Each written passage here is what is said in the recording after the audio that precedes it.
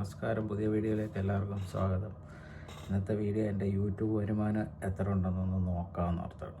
എന്ന് വെച്ച് കഴിഞ്ഞാൽ എൻ്റെ ഫ്രണ്ട്സുകളൊക്കെ എന്നോട് ചോദിക്കാറുണ്ടെന്ന് എനിക്ക് എത്ര കിട്ടൂടെ മാസം യൂട്യൂബ് വരുമാനം എന്നൊക്കെ ചോദിക്കും. അന്നേരം ഞാനെന്നാ ഓർത്തൊരു വീഡിയോ ചെയ്തേക്കാം, എനിക്ക് എത്ര യൂട്യൂബ് വരുമാനം മാസം കിട്ടുമെന്നൊക്കെ ഒന്ന് നോക്കാമെന്ന് ഓർത്തു. അന്നേരം ചാനലൊന്ന് നമുക്ക് കയറി നോക്കാം. ഇപ്പോൾ ഏകദേശം 4990 സബ്സ്ക്രൈബേഴ്സ് ആയിട്ടുണ്ട്. ഒരു 10 പേരൂടെ കഴിഞ്ഞാൽ 5000 തികയ്ക്കും. അന്നേരം ഈ വീഡിയോ കാണുന്ന നിങ്ങളാരും സബ്സ്ക്രൈബ് ചെയ്യാത്തവരുണ്ടെന്നുണ്ടെങ്കിൽ ഒന്ന് സബ്സ്ക്രൈബ് ചെയ്തേക്കും. അന്നേരം നമ്മുടെ ചാനലിൻ്റെ അനലിറ്റിക്സിലേക്ക് പോയിട്ട് നോക്കാം എങ്ങനെ സ്ഥിതികളെന്നൊക്കെ നോക്കാം. ഇപ്പം 4990 സബ്സ്ക്രൈബർ ആയിട്ടുണ്ട്. 10 കൂടെ ആയിക്കഴിഞ്ഞാൽ 5000 അടിക്കുന്നതാണ്. എൻ്റെ ഹയസ്റ്റ് വീഡിയോ ആണ്. ഇതൊക്കെ കാണുന്നില്ല. 24,000 പേരൊക്കെ കണ്ടിട്ടുണ്ട്. ഖത്തറിലുള്ള സമയത്ത് ചെയ്ത വീഡിയോസാണ്. ഐപേ ഖത്തർ ഹിന്ദിയിലിട്ടായിരുന്നു. ആ വീഡിയോയ്ക്കും 16,000 വ്യൂസൊക്കെ ഉണ്ട്. വാഹന ഇൻഷുറൻസ് പുതുക്കുന്നത് 14,000. പിന്നെ എല്ലാം നിങ്ങൾക്ക് കാണും വീഡിയോസ്. ഫെഡറൽ ബാങ്കിലെ, പിന്നെ വോഡോഫോണിൻ്റേത്, ഖത്തർ ഐപേ മൊബൈൽ ഖത്തർ. കൂടുതലും ഖത്തറിൻ്റെ വീഡിയോസ് ഇട്ടതിലാണ് റീച്ച് കിട്ടിയത്. ഞാൻ ഖത്തറിലുള്ള സമയത്ത് ചെയ്ത വീഡിയോസൊക്കെയാണിത്. പിന്നെ കൊമേഴ്സ്യൽ ബാങ്കിൻ്റേത്, നമ്മളെങ്ങനെ അപ്ലൈ ചെയ്യുന്നതെന്നുള്ളതൊക്കെ, ഓൺലൈൻ ബാങ്കിങ്, പിന്നെ കുക്കിംഗ് റെസിപ്പീസ് കാര്യങ്ങളൊക്കെ ഇട്ടിട്ടുണ്ട്. എന്നാലും ഇങ്ങനെയൊക്കെയാണ് വ്യൂസിൻ്റെ സ്ഥിതിഗതികൾ. ഏണിലൊന്ന് ക്ലിക്ക് ചെയ്ത് നോക്കാം. ചുരുക്കം പറഞ്ഞു കഴിഞ്ഞാൽ 1 രൂപ പോലും വരുമാനമില്ല. അതാണ് ഇതിനകത്ത് സത്യാവസ്ഥ.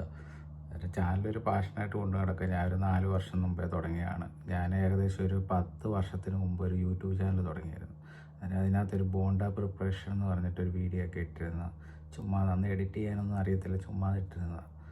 ഞാൻ ഒരു ദിവസം നോക്കിയപ്പോൾ ആ വീഡിയോയുടെ വ്യൂസ്, ഒരു വീഡിയോയ്ക്ക് 25,000 പേര് കണ്ടിട്ടുണ്ട്, ഒരെണ്ണം 12,000 പേര് കണ്ടിട്ടുണ്ട്. അങ്ങനെ ഒരു ചുമ്മാ ഒരു രസത്തിന് തുടങ്ങിയ ചാനലാണ്. ഇടയ്ക്ക് കുറച്ച് നാളൊന്നും ഞാൻ യൂസ് ചെയ്തില്ല. കുറച്ച് ദിവസം വീഡിയോ ഇടും, അത് കഴിഞ്ഞ് പിന്നെ ഇടാതാകും. യൂട്യൂബിലൊക്കെ നമ്മൾ കണ്ടിന്യൂസ് വർക്ക് ചെയ്തുകൊണ്ടിരുന്നെങ്കിൽ മാത്രമേ അതിനകത്ത് കാര്യമുള്ളൂ.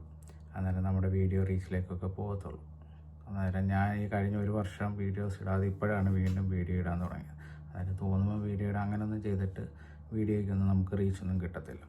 എന്നാലും വീഡിയോയുടെ യൂട്യൂബ് വരുമാനം എന്ന് പറയുന്നത് നമ്മുടെ സബ്സ്ക്രൈബേഴ്സോ അല്ലെങ്കിൽ ഇതൊന്നും നോക്കിയിട്ടല്ല. അതായത് നമുക്ക് 4000 മണിക്കൂർ വാച്ച് അവറും പിന്നെ 1000 പേര് സബ്സ്ക്രൈബറും ഉണ്ടായിരിക്കണം. എന്നിട്ട് ഇത് നമ്മൾ മോണിറ്റൈസേഷൻ പോളിസി എല്ലാം പാലിച്ച് നമ്മൾ അപ്ലൈ ചെയ്ത് അപ്രൂവ് ചെയ്തെങ്കിൽ മാത്രമേ നമ്മുടെ ചാനൽ മോണിറ്റൈസ് ആയെങ്കിൽ മാത്രമേ നമുക്ക് ഏണിങ്സ് കിട്ടത്തുള്ളൂ. ഇപ്പോൾ അത് ഏകദേശം ഒരു 3000 വാച്ച് അവറും ആക്കിയിട്ടുണ്ട്, 500 സബ്സ്ക്രൈബേഴ്സും ആക്കിയിട്ടുണ്ട്. എൻ്റെ ചാനലിൻ്റെ ഇടയ്ക്കൊരു ഇത് വന്നായിരുന്നു, വയലേഷൻ വന്നായിരുന്നു. ഞാൻ അപ്ലൈ ചെയ്ത സമയത്ത് ഒരു കോപ്പിറൈറ്റ് ഇഷ്യൂ വന്നു, ഒരു മ്യൂസിക്കിൻ്റെ ഇത്. ആ കോപ്പിറൈറ്റ് വന്നതുകൊണ്ട് എൻ്റെ ചാനൽ മോണിറ്റൈസ് ചെയ്യാൻ പറ്റിയില്ല. അന്നേരം 1 വർഷത്തിൽ നമുക്ക് ഈ മണിക്കൂർ തയ്ക്കേണ്ടതായിട്ടുണ്ട്. മൊത്തത്തിലുള്ള മണിക്കൂറല്ല അവർ കാൽക്കുലേറ്റ് ചെയ്യുന്നത്.